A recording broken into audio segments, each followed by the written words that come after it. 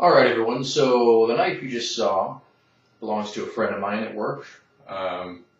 He's not a knife nut like me, and that's what this video is about. If you are a knife nut, you do have people that say, hey, take a look at this. Well, the knife in question that you just saw, me, flinging around and twirling around, manipulating, that was a Smith & Wesson large hunting knife. Simplistic, some kind of polycarbonate or plastic, essentially, type of handle, rubberized, nylon reinforced, probably, with a 400 series butt cap or pommel on it. I don't know what the tang structure is. The blade is probably 440, China manufactured. Sharp enough, it's adequate. Nasty serrations, meat eaters, Which brings us to the point.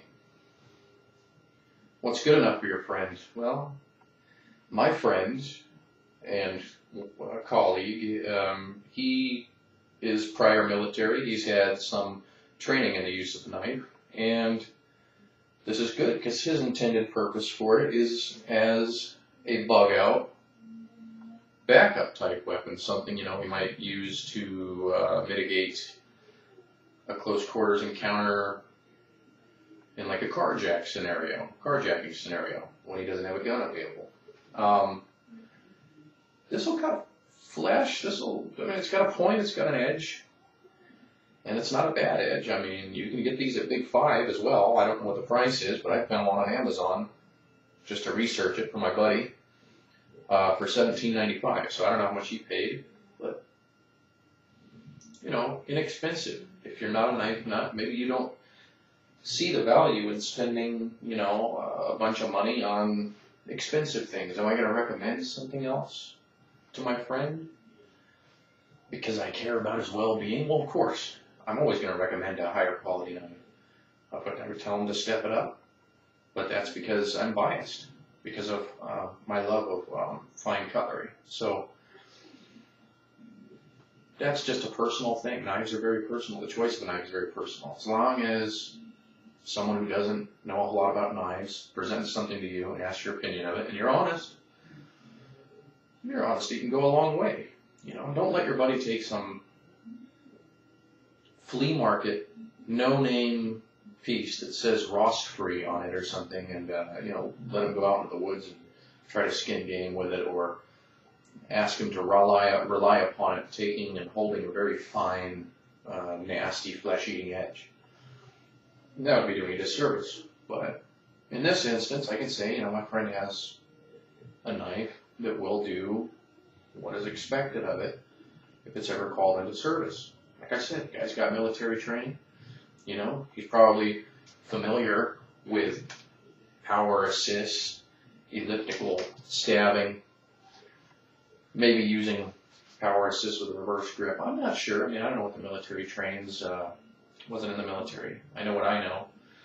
And I know the military does have some basic blade use training. So, in any case, like I was showing in the video prior to this will handle whatever you ask it to handle as far as its maneuverability and whatever you can do with it. So, there it is. And where would I go from here if I was going to recommend my buddy get something else? Since this video is for him and he's going to see it, might as well show him. Choice number 1 right here, Columbia River Knife and Tool. Just step it up just a tad. AUS 8 steel, or actually AUS 6, sorry, correction.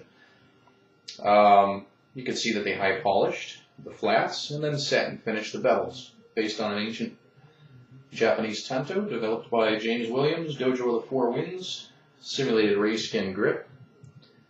It's like a rubberized polycarbonate once again, but this one has a full tang, goes all the way through. I'm certain on that. Primarily a reverse grip knife. I like this. This is like a pillow dagger for me. This is something that you hide under your pillow. Sounds paranoid, but it's an awesome weapon. When properly utilized, the other knife here, I believe would be just as effective in a street level encounter. You get a little more blade length with the Columbia River knife. And by the way, it's called a Hisatsu. For my buddy there, it's called a Hisatsu, Columbia River knife. I got this for $60 when they were new. I'm sure you can have these very cheaply today. So that would be my recommendation to him. If I were going to tell him to move on to anything from this and step it up without investing too much of his own capital. So there it is. Don't be too hard on your friends when they ask you to evaluate a blade for them or give you the opinion on it. If it sucks, and let them know.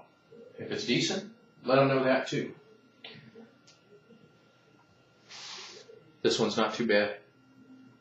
So there you have it, Alfredo. All right, have a good one.